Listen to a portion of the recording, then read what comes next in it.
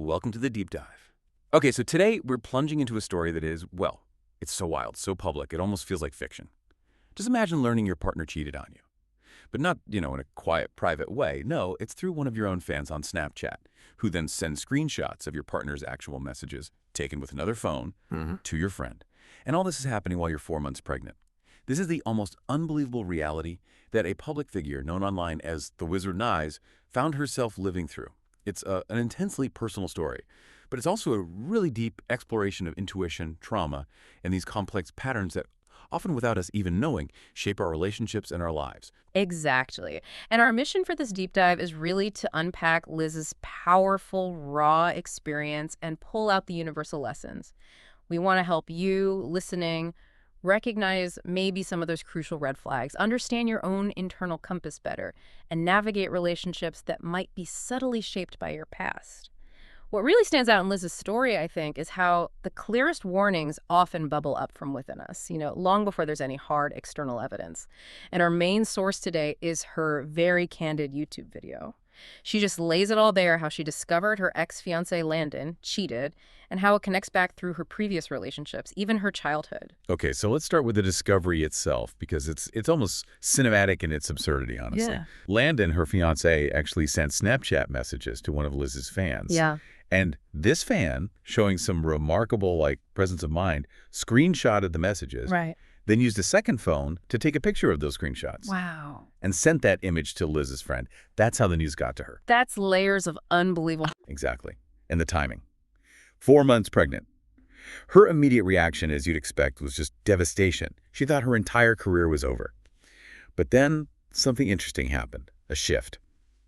Liz went online, saw a fan page still posting about them, calling them the cutest couple. Yeah. And seeing that image, that lie, it just spurred her. She couldn't stand the idea of anyone idealizing this relationship that was built on deceit. So she decided to reveal the truth herself. She really thought she was basically ending her own career by doing it. Right, a huge risk. But the public support she got back was overwhelming, completely surprised her. It made her realize people genuinely cared, not just about the online persona. And that moment, that combination of raw vulnerability and sudden public exposure, that's often where what we call betrayal trauma can really take root. Liz herself talked about the intense experience of pregnancy hormones at the time, saying, you literally don't think clearly and you are very angry. So you have this heightened emotional state plus the profound shock of the betrayal.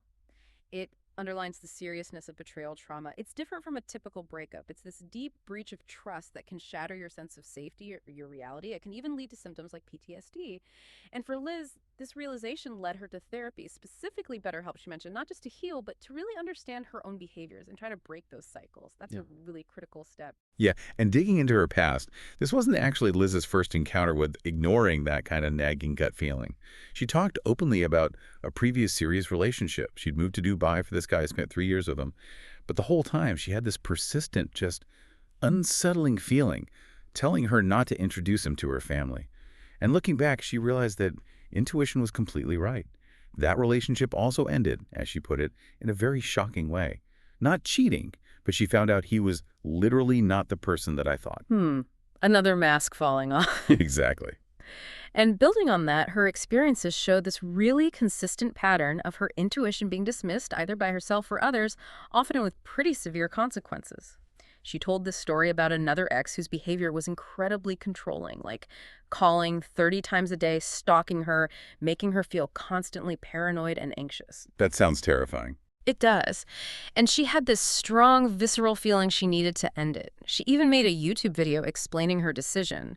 But then the comments came in, people saying things like, that's such a stupid reason to break up, and that external pushback made her doubt herself, doubt her own feelings, so she stayed friends with him.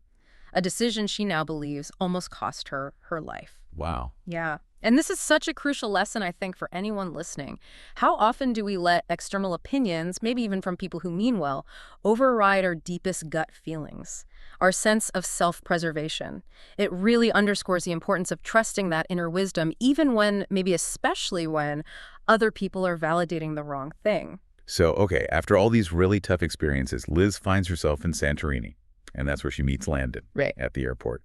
She described this feeling like an immediate soul connection. But now, looking back, she reevaluates it.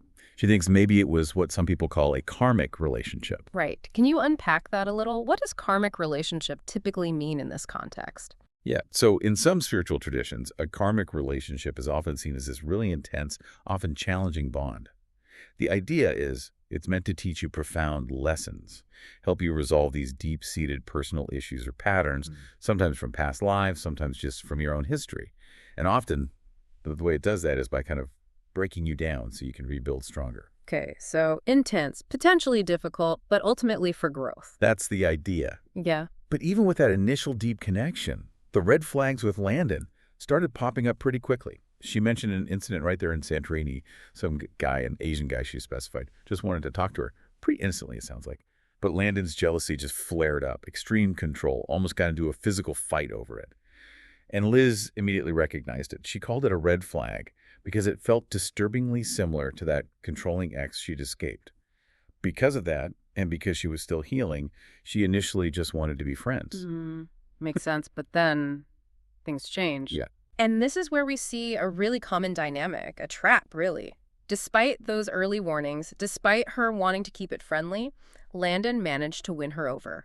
He used tactics that we often label as love bombing, constant messaging, telling her explicitly he wanted her to be his wife. Oh, intense. Very intense. And crucially, offering significant financial support. He sent her $10,000 at one point, and she recognized a parallel there. Her first serious ex had bought her a Rolex just 2 weeks into their relationship. These big early gestures. Liz even admitted, she said, I don't really get attracted to men. I just get attracted when they do something for me that is like, they're taking care of me. That's a really powerful piece of self-awareness. It really is, and it points to something deeper. Liz had this realization, this aha moment, she called it, where she understood it stemmed from not having a father figure in my life.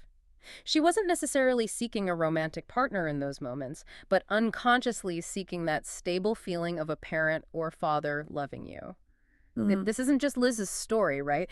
It's a reminder for all of us how our earliest relationships, especially with parents, can unconsciously steer who we choose and why. It prompts that question.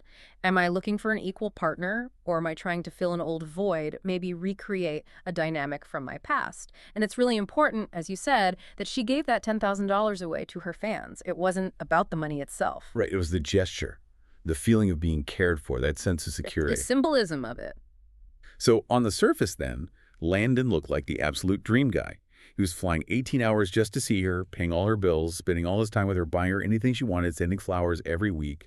Just genuinely too good to be true, as she put it. The classic phrase. Yeah. And yet, even with all of that lavish attention, Liz said she constantly felt just something feels off.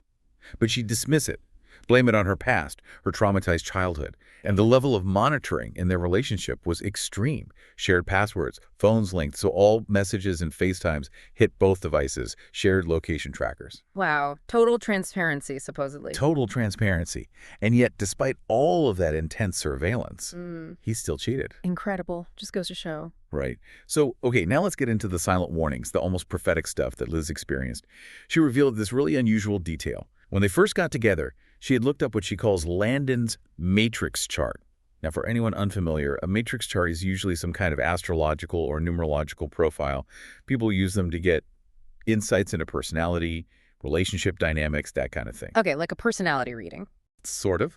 And what it apparently said about Landon was eerily specific. It said he had cheated on a loved one before, that he had chosen lust over love, and was likely to repeat this in this lifetime.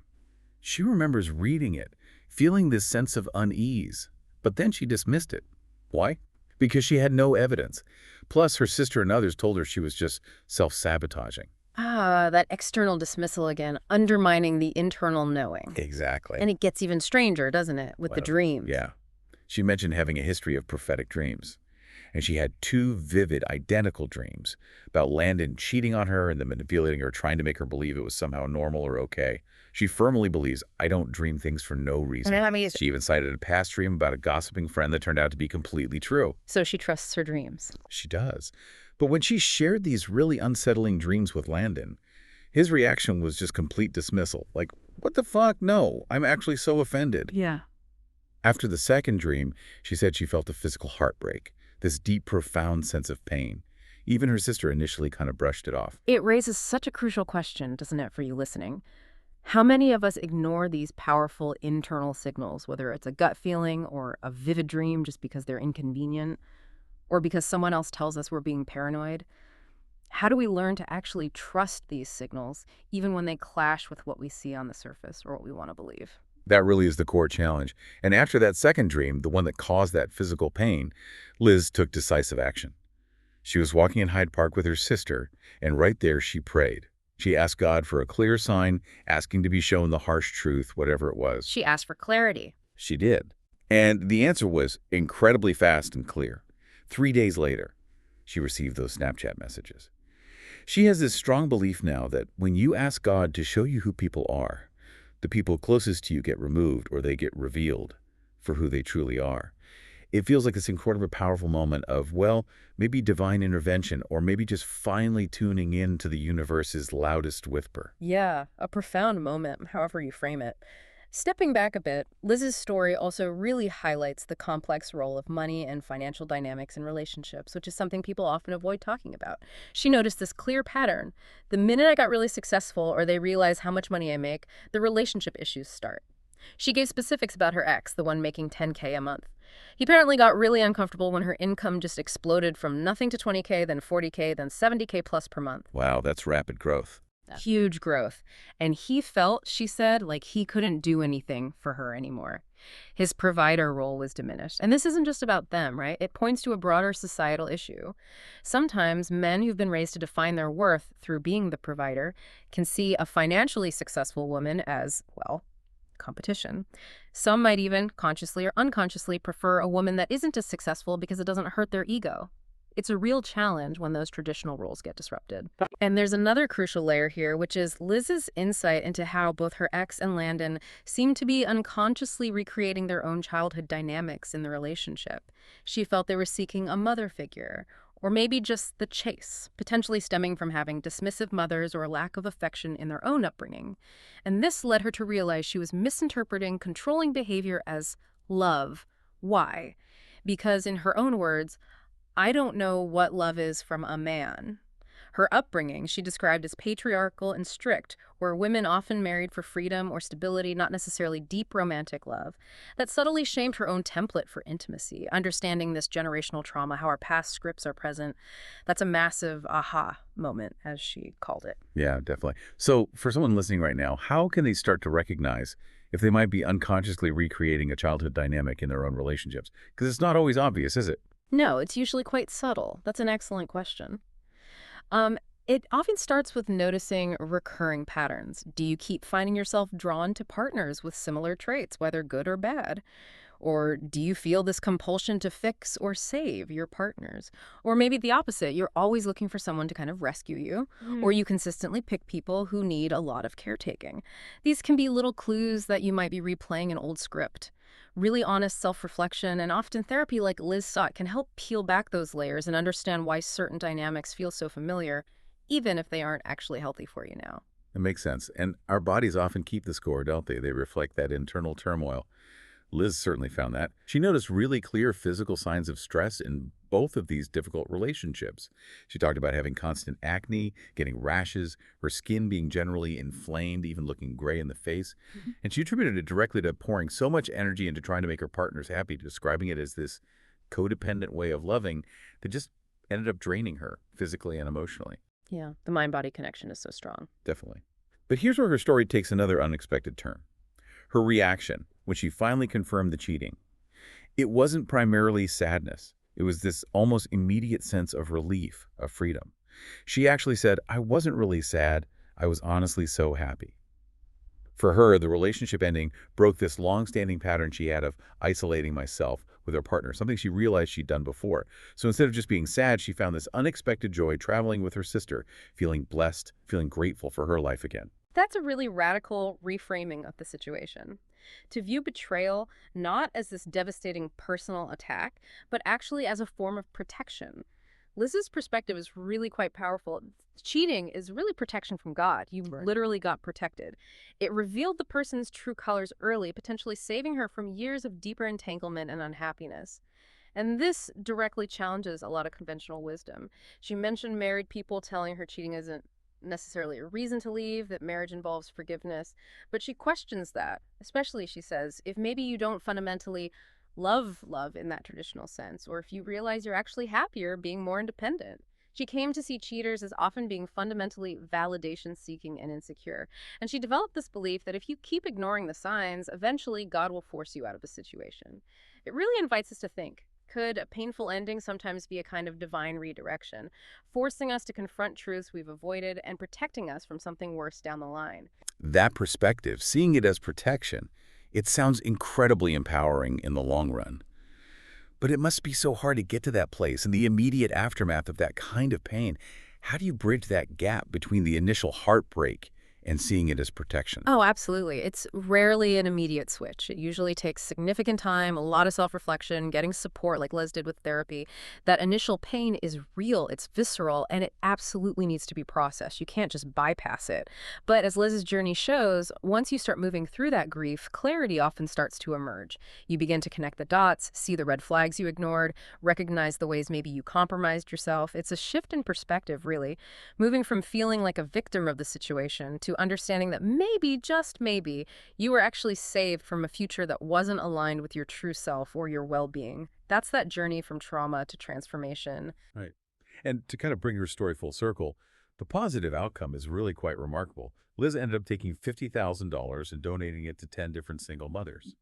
Her whole philosophy on money seems to be quite clear now. She loves having it, not just for herself, but because of its potential to help others or fans, or funding bigger dreams like building schools and orphanages.